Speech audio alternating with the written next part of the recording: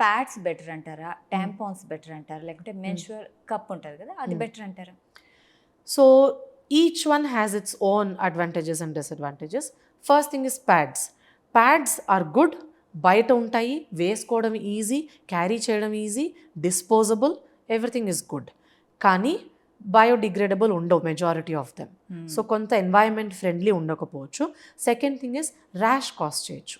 Okay. So దీనికి సొల్యూషన్గా instead of using synthetic pads, cotton top pods ఉంటాయి. So అవి సాఫ్ట్ ఉంటాయి, ర్యాషెస్ రాకుండా ఉంటాయి. So pads are good, they have their own advantages. Second is menstrual cups. Menstrual కప్స్లో there are certain areas of trouble. అందరికీ menstrual cup వేసుకోవడం రాదు.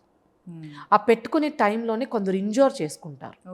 కింద వెజైనాలో టేర్ రావడం కానీ, ఆ టేర్స్లోంచి బ్లీడింగ్ రావడం, మల్టిపుల్ ఇష్యూస్. సో కొత్తగా ట్రై చేస్తున్న వాళ్ళకి నేర్చుకునేదాకా కొంచెం ఇబ్బంది ఉండొచ్చు. అది ఎలాగ కరెక్ట్గా వాడుకోవాలని తెలుసుకొని వాడాలి.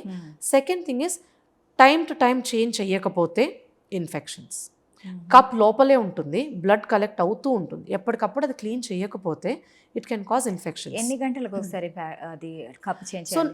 శానిటరీ ప్యాడ్స్ అంటే 4 to 6 hours చేంజ్ చేసుకోవాలి. విత్ కప్స్ కొంచెం అడ్వాంటేజ్ 8 hours వరకు కూడా. ఓకే. ఎస్.